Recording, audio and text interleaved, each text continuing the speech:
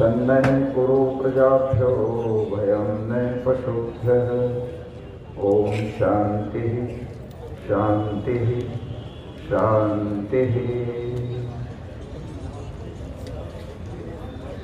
जिला आर्य प्रतिनिधि सभा अमरोहा और आर्य समाज अमरोहा, साबर्स क्लब और स्त्री आर्य समाज अमरोहा, इन सभी के तत्वावधान में आज जो ये बहुत ही लोक उपकारक कार्यक्रम आयोजित हुआ है, इस अवसर पर हमारे मंच पर विराजमान आर्य प्रतिनिधि सभा उत्तर प्रदेश के कर्मठ, यशस्वी और बहुत ही ऊर्जावान प्रधान आदरणीय श्री देवेंद्र पाल वर्मा जी, जो हमारे बहुत लंबे समय से साथी हैं, लगभग 1975 से हम साथ मिलकर काम करते आ रहे हैं।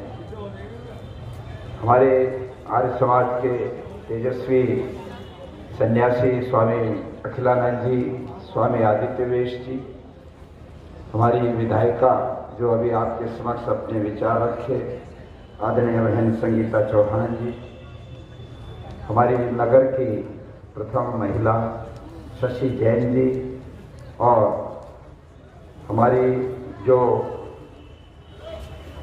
फिट इंडिया के एम्बेसडर हैं, उनका नाम कहाँ गया, युक्ति आर्या। और वास्तव में वो जो लोग स्वस्थ रहना चाहते हैं उनके लिए एक तरह से प्रेरणा उनके व्यक्तित्व से आपको मिलती है, मिलनी चाहिए। हमारे आर्य समाज के जो यहाँ प्रतिष्ठित लोग हैं, विशेष रूप से आर्यावर्त केसरी के संपादक और आर्य प्रतिनिधि सभा उत्तर प्रदेश के प्रतिष्ठित अंतरंग सदस्य श्री डॉक्टर अशोक आर्य जी, प्रदेश के अंतरंग सदस्य मास्टर ठाकुर पाल सिंह जी, इस पूरे आयोजन में मुख्य रूप से मैं जो देख रहा हूँ, जिनके माध्यम से ही मैं यहाँ आपके बीच में आया, आदरणीय श्री विनय प्रकाश आर्य जी, जो बड़े स्तंभ हैं इस पूरे आयोजन के, हमारे समाज के मंत्री श्री नथुर सिंह आर्य जी, कोषाध्यक्ष श्री अंकुर अग्रवाल जी, और इस कार्यक्रम के संयोजक डॉक्टर गजेंद्र पाल सिंह जी, श्री कमलेश चंद्र अग्रवाल जी, श्री हेतराम सागर जी, जिला संयोजक हैं आर्य प्रतिनिधि सभा के, हमारे श्री ओमपाल सिंह आर्य जी जो प्रधान हैं जिला सभा के, हमारे साथी श्री त्यागी जी जो मंत्री हैं, अश्विनी खुराना जी वरिष्ठ अंतरंग सदस्य, और हमारे आचार्य प्रेमपाल शास्त्री जी जो ततारपुर गुरुकुल के आचार्य हैं, श्री दिनेश शास्त्री जी जो पूठ के हमारे उपाचार्य हैं, और विशाल गोयल जी जो साबर्स क्लब के अधिकारी के रूप में यहाँ उनका सहयोग कर रहे हैं, और मंच का बहुत सुंदर संचालन जिनके हाथ में है, हमारी समाज के युवा प्रधान श्री अभय आर्य जी, यह बहुत सारे गणमान्य लोग और भी विद्यमान हैं। मैं देख रहा हूँ प्रातःकाल से ही, उन सभी का अभिवादन करते हुए श्रद्धा के योग्य मातृशक्ति, नौजवान भाई और प्यारे बच्चों, वेद का एक मंत्र है जिसमें मनुष्य के लिए एक बहुत बड़ी प्रेरणा की गई है। अथर्ववेद में वो मंत्र कहता है, ओम स्वधो परिहित श्रद्धया परियूढ़ा दीक्षा गुप्ता यज्ञ प्रतिष्ठित लोको निधनम, कि मनुष्य संसार में आने के बाद यश, कीर्ति और जो आनंद की, प्रसन्नता की प्राप्त करना चाहता है, वो 4 बातें अपने जीवन के अंदर अपनाए, और उन 4 बातों में परमात्मा निर्देश देते हैं मनुष्य के लिए कि सबसे पहला है परोपकार, स्वधोपरि है। परोपकार के लिए आप अपना अन्न, धन, शक्ति सब कुछ लगा देते हैं और सबके प्रति अपने दिल में करुणा पैदा करते हैं। ये आपके मनुष्य होने का सबसे पहला लक्षण है। महर्षि दयानंद सरस्वती ने स्वमंतव्य प्रकाश में मनुष्य की जो परिभाषा दी, तो वहाँ पर वो लिखते हैं, मनुष्य उसी को कहना जो मननशील होकर अन्यों के सुख दुख को अपना सुख दुख समझे। ये पहली कसौटी महर्षि दयानंद मनुष्य की कहते हैं। मनुष्य कौन है? हम सब लोग अपनी आत्मा में थोड़ा झांक करके देखें, टटोलें कि जो कसौटी ऋषि दयानंद दे रहे हैं उसमें पहली कसौटी है कि अन्यों के सुख दुख को अपना सुख दुख समझना। अर्थात यदि कोई व्यक्ति आपको दुखी दिखाई देता है तो आपका हृदय पिघलता है कि नहीं, द्रवित होता है कि नहीं, ये पहचान है कि आपके अंदर मनुष्यता कितनी है। और यदि वो सुखी दिखता है तो आपके मन में ईर्ष्या तो नहीं हो रही उसके प्रति कि ये सुखी क्यों है, इसकी उन्नति क्यों हो रही है। दूसरे की उन्नति को देख करके जलना, ईर्ष्या करना, द्वेष करना, दुखी होना और दूसरे को दुखी देख करके द्रवित न होना, बराबर से निकल जाना, ये मनुष्यता के लक्षण नहीं है। इसलिए ऋषि दयानंद कहते हैं कि प्रत्येक मनुष्य को ये कसौटी अपने साथ रखनी चाहिए। और आपने ये भी सुना होगा कि वेद में एक छोटा सा सूक्त आता है कि मनुर्भव, कि मनुष्य बनो। तो सवाल उठता है कि हमें जब इस प्रकार के इस ढांचे में परमात्मा ने जीवात्मा को भेजा है तो मनुष्य तो हम पैदा हुए ही, फिर बाद में परमात्मा हमको ये आदेश क्यों दे रहे हैं कि मनुष्य बनो। इसका मतलब ये है कि इस ढांचे में आने वाली आत्माएं भी अपने पूर्व के गलत संस्कारों से, वर्तमान के गलत संस्कारों से, गलत आचरण से ऐसे हीनीय, ऐसे भयंकर कार्य करने लगते हैं जो मनुष्यता को भी लज्जित कर देते हैं। और ऐसी घटनाएं आप खूब देख सकते हो। पिछले दिनों दिल्ली के अंदर रोहिणी की कोर्ट में एक मुकदमा था और मुकदमा ये था कि एक व्यक्ति ने शराब के नशे में अपनी ही बेटी के ऊपर हाथ उठा दिया और बेटी की आयु 13 वर्ष थी। तो जब बेटी ने अपनी माँ को कहा, माँ ने पुलिस में एफआईआर लिखवा दी अपने पति के खिलाफ कि ये बड़ा गिरा हुआ पति है जिसने अपनी बेटी के ऊपर हाथ उठाया और उसके साथ दुर्व्यवहार किया, तो उसकी 20 साल की सजा हुई। मैं आपसे ये पूछता हूँ वैसे ही सामान्य रूप से कि आप सोचिए, इतना ज्यादा निम्न कोटि का कार्य करने वाला व्यक्ति इस शरीर को रहते हुए भी क्या उसको मनुष्य कहलाएंगे? हैवान और इंसान में यही फर्क है। जो व्यक्ति इस ढांचे में आने के बाद भी समाज को तोड़ने का काम करे, समाज को बर्बाद करे, समाज के अंदर डकैतियां, अपहरण, बलात्कार, दुनिया भर की और गंदगी फैलाए, अराजकता फैलाए, समाज को गलत रास्ते पर ले जाए, वो मनुष्य कैसे फैला सकता है? और इसलिए मनुष्य बनना सबसे बड़ा जरूरी है। और जो मनुष्य होगा वो दूसरे को दुखी देख करके अपने आप को सुखी नहीं रख सकता, वो द्रवित हो जाता है। पंडित बुद्धदेव विद्यालंकार जी ने एक बार कहा था कि दुनिया तो सुख की तलाश करती, सब कहते हम सुखी हो जाएं, कोई दुख को नहीं चाहता, किंतु वो कहते थे आर्य लोगों को दुख तलाश करना चाहिए। किसका दुख? औरों का दुख तलाश करना चाहिए। हम औरों के दुख को मिटाने के लिए आर्य कहलाते हैं।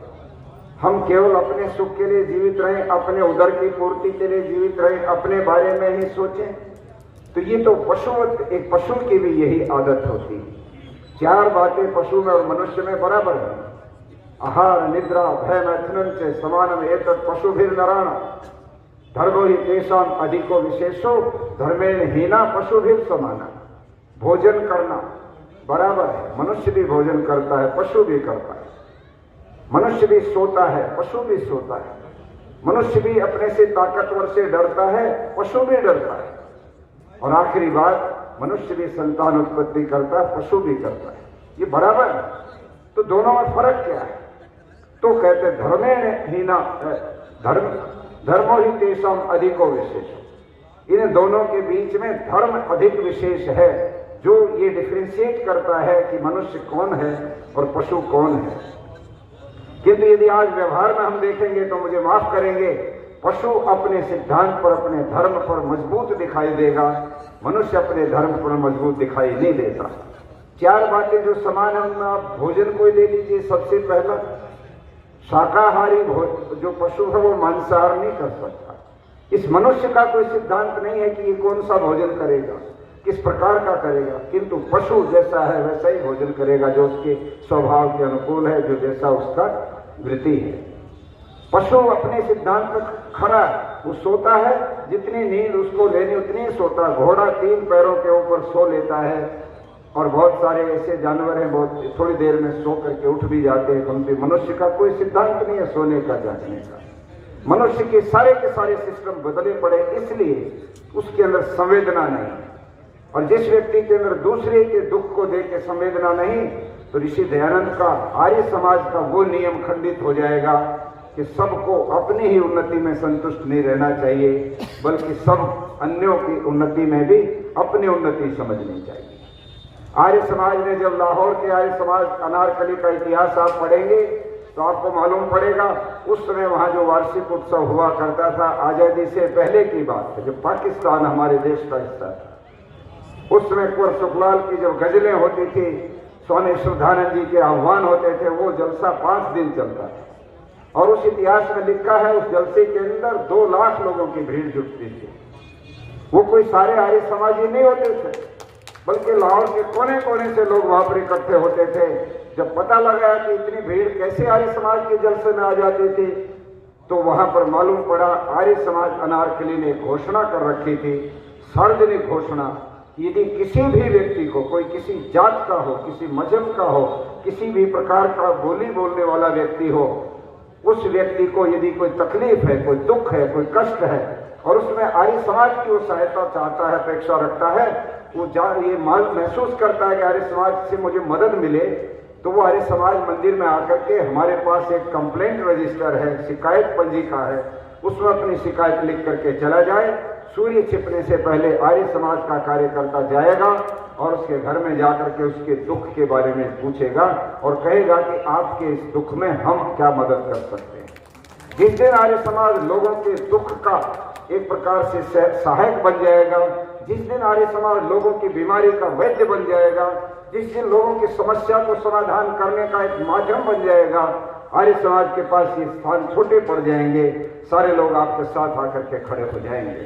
आज जो लोग सर्दी में ठिठुरती इस रातों में बेचारे, जिनके पास कपड़े नहीं हैं, एक आध कोई फटा पुराना, कोई पुराना जो कपड़ा होता है उसी में सारा परिवार घुस करके रात काटता है, ऐसे मौके पर आर्य समाज के लोगों ने ये सोचा, और ये कोई आज नहीं सोचा, मैं तो उनको नमन करता हूं, ऐसे महान व्यक्ति को, आदरणीय स्वर्गीय सत्य प्रकाश आर्य जी को, जिन्होंने ये ज्योति जलाई थी, ये अग्नि प्रज्वलित की थी, सेवा की, जो आज भी इस आर्य समाज में, उस परिवार में इस प्रकार से इतने लंबे समय से चले आ रही है।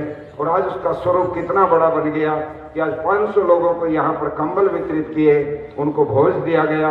ये सब चीजें आज ये बता रही कि हमारे अंदर अभी कहीं ना कहीं इंसानियत जीवित है, और जो व्यक्ति ऐसा करता है उस व्यक्ति के संस्कार अच्छे बन, उसको यश मिलता है, उसके यश के साथ उसकी स्मृति होती है।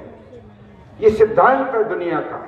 खेत में किसान 40 किलो अनाज डालेगा तो 40 किलो डाल दिया उसने मिट्टी में, किंतु उसके बदले में ठीक से उसको खुराक आदि देगा तो 40 मन या 60 मन 1 एकड़ में वो गेहूं प्राप्त कर लेता है। आप धान देते हैं 100 रुपया, तो ज्ञानी गुरुमुख सिंह मुसाफिर, जिन्होंने तपोवन आश्रम देहरादून के अंदर बनाया था, अपनी पूरी पूंजी लगाकर उन्होंने घोषणा की थी कि तुम 1 रुपया दान दो और 2 रुपए मेरे से ले जाओ। दान कभी खाली नहीं जाता, दिया हुआ दान हमेशा कई गुना होकर के आपके जीवन के अंदर कहीं न किसी रूप में वो आता है। तो जिन लोगों ने भी इस कार्य में सहयोग दिया है, आर्थिक या अपना समय दिया है, निस्संदेह वे बधाई के पात्र हैं। आर्य समाज इस सेवा के कार्य को अपना बहुत मजबूती से प्रकल्प बनाए। बातें बहुत है कहने की, कई विषय मेरे सामने आए। हमारे आदरणीय सागर जी ने मुझे प्रातः ही मैं आया तो एक पेज का एक पेपर दिया। जब ये मुझे वहां मिले सड़क पर, जो मेन रोड से इधर हम मुड़े थे, तो कहने लगे इसको आप पढ़ना, और उसमें उन्होंने कई बड़े महत्वपूर्ण विषय लिखे हुए थे। अब उन पे बोलना तो यहाँ 2 घंटे चाहिए, वो समय नहीं है। और यहाँ पर भी जिला सभा ने आकर के एक मेमोरेंडम दिया। मैं ये कहना चाहता हूँ कि आर्य समाज के बारे में लोगों का एक विचार और भी थोड़ा कमजोर है। वो आर्य समाज का जो मूल्यांकन है वो हाजिरी से करने लगते हैं, किंतु मैं आपको ये बताना चाहता हूँ, इतिहास इस बात का साक्षी है कि आर्य समाज का कभी भी मूल्यांकन हाजिरी से नहीं किया गया। महर्षि दयानंद के समय में 84 आर्य समाज बने इस भारत के अंदर, 84 आर्य समाज, 4 विद्यालय उन्होंने खोले और अपने समय में उनको बंद भी करा दिया।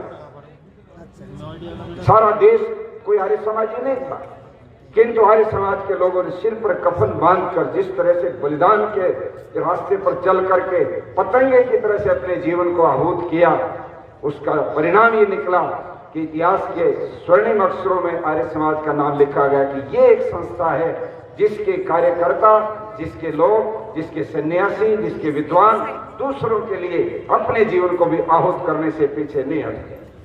ये जो उदारता है ये हमारे अंदर आनी चाहिए। मैं एक दृष्टांत सुना के बात को समाप्त करना चाहता हूँ। ये शराब के बारे में जो बात कही, हम तो इस आंदोलन को करते हैं। आर्य समाज मुद्दे देता है देश को। आप लोग जानते हैं कि जब ऋषि दयानंद ने आर्य समाज बनाई तो महिलाओं को पढ़ने का अधिकार नहीं था। पूरे देश के अंदर नियम था। गुजरात के इतिहास में आज भी लिखा हुआ कि जो लोग अपने घर की लड़कियों को पढ़ाने के लिए भेजते हैं विद्यालय में, वो खानाबदोश लोग, वो कुलहीन लोग, वो खानदानी लोग नहीं, वो कुलीन लोग नहीं, उनको खानाबदोश कह दिया कि लड़कियों को पढ़ाने का क्या मतलब।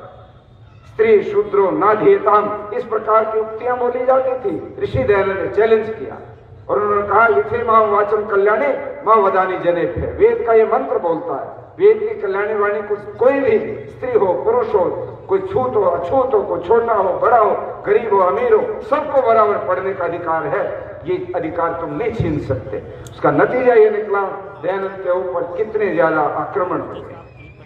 पूना के अंदर जो प्रवचन चल रहे थे उस समय बाजार के अंदर कुछ लोगों ने इकट्ठे होकर एक व्यक्ति को गधे के ऊपर बिठा दिया, सिर मुंडा दिया, गले में जूतों की माला पहना दी और उनकी कमर के ऊपर दयानंद लिख दिया। और कुछ दयानंद के भक्त जो उसको देखे तो बड़ा गुस्सा आया और क्रोध में आकर महर्षि दयानंद के पास पहुंचे, जहां पर वो रुके ठहरे हुए थे।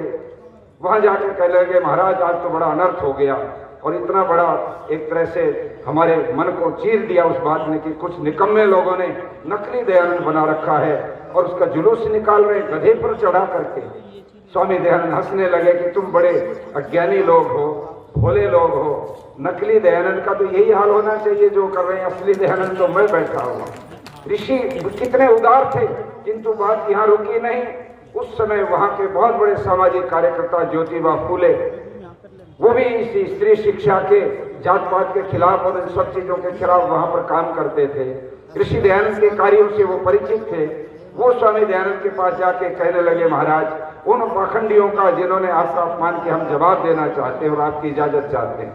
हम आपको हाथी के ऊपर बिठा करके जुलूस निकालना चाहते हैं। स्वामी दयानंद ने कहा, मैं सन्यासी हूँ और इस तरह की बातों से मेरे मन पर कोई प्रभाव नहीं पड़ता है। सन्यासी को ऐसे जुलूस निकलवाना शोभा नहीं देता, इसलिए आप इस चीज को रहने दो। वो तो बेचारे भोले लोग हैं, किसी ने उनको बहका दिया होगा और बहकाने से ऐसा किया होगा, इससे मेरे ऊपर क्या प्रभाव पड़ता है। उन्होंने कहा, नहीं ये प्रथा गलत पड़ेगी। तो एक हाथी खाली लेकर हजारों लोग पूना की सड़कों पर निकले और उन्होंने चैलेंज किया कि दयानंद का अपमान करने वाले लोगों को आज हम आमंत्रण करते हैं कि वो अपमान करके दिखाएं। ऋषि दयानंद अकेले चले, किंतु कभी भी उन्होंने किसी बात से समझौता नहीं किया, वो पीछे नहीं हटे। वो राजे आए, महाराजे आए, बड़े बड़े और लोग आए, अंग्रेज अधिकारी आए, कभी भी उन्होंने पीछे हटने की बात नहीं की। उनको डराया गया। अंग्रेजों ने कहा कि आपको जेल भेजा जा सकता है, आपके भाषणों में हमारी सरकार के खिलाफ, मुल्क का महारानी विक्टोरिया के खिलाफ आपके भाषणों में कुछ बू आती है, आप सोच समझ करके अपने भाषण दिया करें। तो ऋषि दयानंद ने ये बात कही थी कि मैं समझता हूँ अच्छी प्रकार से, यदि दयानंद को तोप के मुंह से बांध करके भी उड़ा दिया जाए तो भी मैं अपने स्वदेशी राजा के बारे में और स्वदेश के स्वराज्य के लिए जो बात कहूंगा वो मैं नहीं बदल सकता। मैं तुम्हारे से कोई भयभीत नहीं होता। उनको ये भी कहा कि तुम जो इस तरह का पाखंड का खंडन करते हो, तुम्हारे ऊपर कुछ ना कुछ और भी गड़बड़ हो सकती है, तुम्हारे को लोग घेर सकते हैं। यही मेरठ से जब राजस्थान जाने लगे थे ऋषि दयानंद, मेरठ के आर्य समाज के लोगों ने उनसे कहा, महाराज आपका खंडन बहुत ही कठोर होता है और राजस्थान के अंदर बड़ी जड़ता है, वहाँ के लोग बहुत इस प्रकार के अंधविश्वास में पड़े हैं, आप वहाँ खंडन करोगे ऐसा ना हो कि आपकी जान लेने वे लोग, आप खंडन मत करना। ऋषि दयानंद ने कहा कि जो नाई होता है वो जो नाखून काटता है तो उसको कहते नेरना। एक छोटा सा लोहे का वो होता है, उससे नाखून काटे जाते थे, पुराने समय में होते थे इस तरह के। तो नाखून काटे तो जाते नेरना से, किंतु जिस अंधविश्वास की जड़ें इतनी गहरी है वो नेरना से नहीं कट सकती, वो साधारण तर्कों से नहीं कट सकती, वहां तो कुल्हाड़े चलाने पड़ते हैं तब वो जड़ें कटती हैं और वो अंधविश्वास का पेड़ पूरी तरह से धराशायी हो जाता है। इसलिए तुम मेरी परवाह मत करो, तुम इस बात की चिंता मत करो। ऋषि दयानंद ने सिद्धांत के लिए जो हमको मार्ग दिया उसको हम अपनाएं। ऋषि दयानंद ने सबके लिए आर्य समाज के रास्ते खोले, जो गरीब लोग हैं और हैं। ये जो आज 500 कंबल लेके गए, मैं हमारी जिला सभा से निवेदन करूंगा, जिन जिन गांव से 10-10, 15-15 लोग आए हैं, आप कृपा करके उन लोगों से एक बार फिर फीडबैक लेना, उनके पास फिर एक बार जाना और उनसे पूछना तुमको कैसा लगा, तुम्हारे समाज में आए थे, तुम्हारी हमने मदद की, अब तुम्हें चाहिए कि जब तुम यहाँ सप्ताह में या महीना में हवन यज्ञ कराया करो, हमारे पंडित जी आएंगे, तुम्हारा यज्ञ कराएंगे और तुम अपनी बुराइयां छोड़ दो। हम सरकार से शराबबंदी की कामना तो करते हैं, किंतु ये जो गरीब तबका है, इनमें भी ये नशा इतना ज्यादा व्यापक रहता है कि वो जो कुछ 2 पैसे कमाते हैं उसको कहीं ना कहीं नशे में खराब कर देते हैं। गरीब आदमी रिक्शा चलाने वाला दिन भर रिक्शा चलाएगा, शाम को घर आते आते शराब का ठेका दिख गया, लाल लाल पानी भरा हुआ बोतल में, उसके पैर उधर चले जाते खिंचे हुए, वो बोतल लेता है, खरीदता है, पी लेता है, नशा चढ़ गया, 10-20 रुपए जेब में बचे वो दूसरे किसी और ने निकाल लिए, और जब वो घर पहुंचा गिरता पड़ता तो पत्नी आगे बढ़ करके देख रही थी ये क्या करने लगा, पत्नी को धकेल देता है, उसको गालियां देता है, बूढ़ा बाप खांस रहा, उसको दवाई नहीं ला सका, उसके ऊपर भी वो अगर डंडा लेके उसकी तरफ बढ़ता तो उसको धक्का देके गिरा देता है। गरीब आदमी शराब पीकर किस प्रकार से बर्बाद होता है, ये भी हम लोगों को देखना, उनकी शराब को छुड़वाना एक बहुत बड़ा कार्य है, बहुत बड़ा धर्म का कार्य है। इस नाते से मैं इस अवसर पर अपनी बात को समाप्त करने से पहले आप लोगों से निवेदन करूंगा, आर्य समाज के मूल विचार को आप समझिए। मुझे इस बात का कष्ट है, आदरणीय जयपाल सिंह जी, हमारे डॉक्टर हरि सिंह ढिल्लों जी, ये दोनों के दोनों जो विधान परिषद के सदस्य थे, और हमारी बहन ने भी जो बात कही मुझे बहुत खुशी हुई, इनकी माता जी भी आर्य समाज से जुड़ी थी, किंतु दुर्भाग्य है कि इतने सब लोग आर्य समाज का इतना ऋण मानते अपने ऊपर और देश के ऊपर। 7,000 इस समय फंक्शन हो गए हैं अमृत महोत्सव के, आजादी के आंदोलन के। आजादी को प्राप्त हुए 75 वर्ष हो गए, पूरे देश में 7,000 फंक्शन अमृत महोत्सव के मनाए गए हैं। सरकार ने भी मनाए और लोगों ने भी मनाए, किंतु मैं पूरी ईमानदारी से कहता हूं, एक भी उस फंक्शन के अंदर ये श्रेय आर्य समाज को किसी ने नहीं दिया कि आजादी के आंदोलन में आर्य समाज की भी कोई भूमिका रही है। हैदराबाद के आंदोलन की जो बात कही, मुझे याद है जब निजाम पूरी तरह से अत्याचारी हो गया था, वहां के जो रजाकार थे, जो बिहार और यूपी से ले जाए गए थे, और वहां के जो हरिजन होते थे और लोग होते थे जो कई आर्य समाज के सत्संग में आते, उनके ऊपर वो रजाकार हमले बोलते, उनको घरों से घसीट करके ले आते थे, सड़क पर ला करके उनको पीटते, और इतना भी कई बार पीट देते थे कि मौतें हो जाती थी।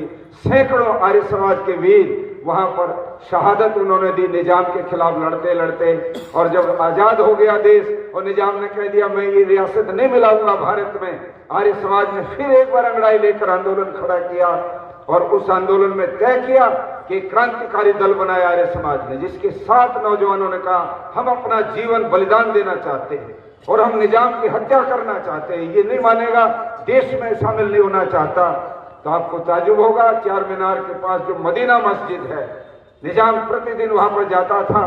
जैसे क्रांतिकारियों ने और बहुत सारे लोगों पर बम फेंके, लॉर्ड हार्डिंग पर फेंका, सैंडर्स का वध किया, और दुनिया भर के जो एक आंदोलन में इतिहास है, वो इतिहास निजाम के साथ भी जुड़ा है। वहां पर नारायण राव पवार ने बम फेंका उसकी कार के ऊपर, और बम कार के ऊपर नहीं गिरा, नीचे रह गया, कार निकल गई, वहां बम फटा तो 20 लोग घायल हो गए, 1-2 आदमी हताहत भी हुए, वो गिरफ्तार हो गए, उनको फांसी का आदेश हुआ। किंतु उसी बीच में भारत सरकार ने JN चौधरी जो हमारे देश के थल सेना अध्यक्ष थे, उनके नेतृत्व में फौज भेज दी हैदराबाद में कि फौज टेक ओवर कर ले वहां पर जाकर, और निजाम के सारे अधिकारों को छीन ले फौज। वो नहीं मानने वाले हैं, तो JN चौधरी ने वो जो फांसी का आदेश था, वो फाइल का दस्तक निजाम के नहीं हुए थे, नहीं तो वो फांसी टूट गए होते आरी भी।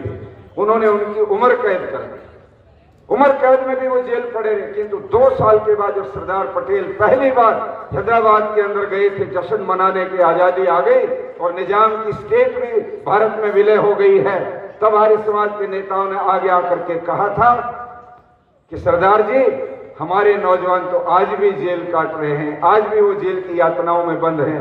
हम चाहते हैं कि उनको तो पारितोषिक मिलना चाहिए, उनका तो सम्मान होना चाहिए, जिन्होंने भारत को एक तरह से इतनी बड़ी स्टेट विलय करने में अपना इतना बड़ा बलिदान देने का कदम उठाया। सरदार पटेल ने जेल से जगदीश और नारायण राव पवार को बुलवाया, वहां के डीजी पुलिस को भेजकर और मंच पर बुला करके जहां उनकी सजा खत्म की, वहां सार्वजनिक सभा में बहुत बड़ा सम्मान देकर आर्य समाज की बहुत बड़ी प्रशस्ति की। मैं ये कहना चाहता हूं, इन बातों को कोई कहता नहीं, कोई बताता नहीं, सब अपने अपने श्रेय लूटने के चक्कर में आर्य समाज की उपेक्षा कर रहे हैं। स्वर्णिम अक्षरों में लिखा हुआ आर्य समाज का इतिहास, सरदार जी चले गए, मैं बताता हूं उनको, और क्रांतिकारियों के नाम तो लिए, एक वो भूल गए थे। सरदार अर्जुन सिंह स्वयं सिख होते हुए दाढ़ी कड़ा केस कच्छा पहनने वाला व्यक्ति ऋषि दयानंद से जनेऊ लेता है और नियमित प्रतिदिन हवन करने का प्रतिज्ञा करता है, और उसी के परिवार में 2-3 पीढ़ियों तक कितनी शहादत हुई। सरदार किशन सिंह वेद का प्रचार करते थे, जिसका बेटा भगत सिंह था। सरदार अजीत सिंह 31 साल तक ब्रह्मा की जेलों में रहने के बाद आखिरी दिन 14 अगस्त 1947 को यहाँ पर डलहौजी के पास जहाँ टीबी का इलाज होता था, वहां पर उसने प्राण छोड़े। आजादी के सूरज निकलने वाले थे, उससे 2 घंटे पहले वो समाप्त हुआ। और भगत सिंह जो आर्य समाज के उस परिवार का दीवाना था, उसको 23 साल की उम्र में फांसी लगी। आर्य समाज के इतिहास की गणना कहाँ तक मैं बताऊं। श्याम जी कृष्ण वर्मा लंदन के अंदर जिन्होंने इंडिया हाउस खरीदा, स्वामी दयानंद ने उनको भेजा। वीर सावरकर का नाम तो हम जानते हैं, किंतु आप ये नहीं जानते कि वीर सावरकर आजादी के आंदोलन में किसने जोड़ा। श्याम जी कृष्ण वर्मा ने जोड़ा, और उन्हें जोड़ने के बाद वो चीज आगे बढ़ी।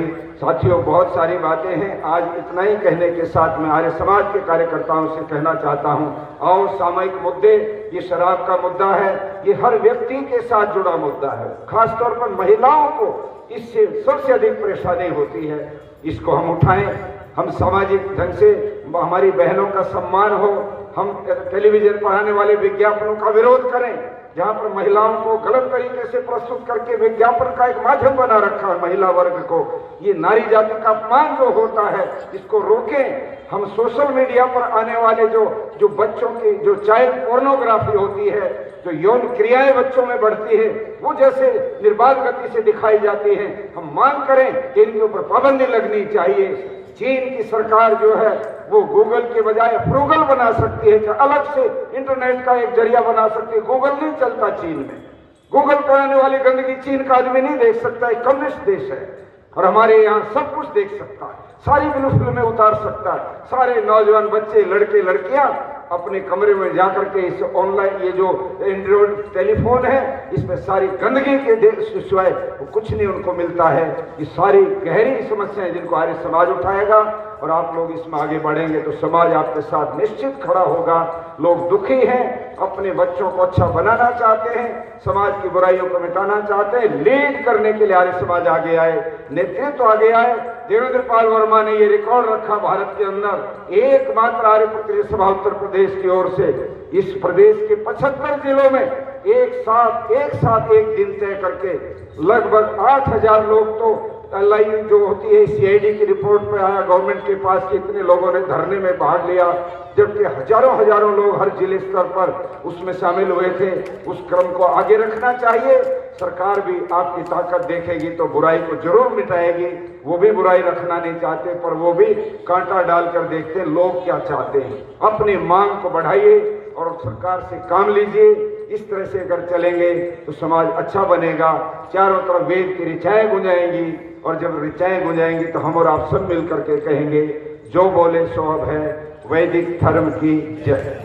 हमारे साथी श्री अंकित आर्य जी, ये नौजवान आपके इसी नगर के रहने वाले हैं, मेरे से बहुत बार मिलते रहते हैं, और पिछले दिनों ये वकील हैं, एडवोकेट, ये लॉ इन्होंने किया हुआ है। तो लॉ तो मैंने भी 1974 में कर लिया था जेपी आंदोलन के समय, किंतु हम तो दूसरी लाइन में चले गए, एलएलबी छोड़ दी। किंतु अंकित जी भी बहुत ही ऊर्जावान नवयुवक है। पिछले दिनों सार्वदेशिक सभा की ओर से हमने ऐसे विद्वानों का, कर्मठ कार्यकर्ताओं का, उपदेशकों का, सन्यासियों का सम्मान किया था। तो ये उस समय स्वामी यतीश्वरानंद जी मिनिस्टर है हमारे उत्तराखंड में, उनके साथ रहते हैं, तो ये नहीं आ पाए। आज इस अवसर पर मैं उनका एक ये पट्टा मुझे दे दीजिएगा। सार्वदेशिक सभा की ओर से इनका सम्मान यहाँ पर, क्योंकि इनका ये अपना नगर है, करना चाहता हूँ। और सभा की तरफ से इनको 11,000 रुपये की राशि भी हम देंगे, ताकि उस राशि को ये प्रचार में जहाँ भी लगाना चाहें लगा सकते हैं। आदरणीय अंकित जी एक बार आ जाए।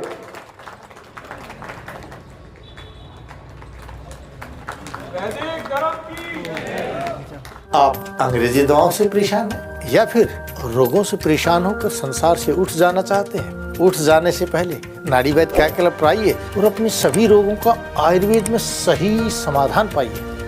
साथियों, इस वीडियो को ज़्यादा से ज़्यादा लाइक करें, कमेंट करें, शेयर करें और चैनल को सब्सक्राइब करना ना भूलें।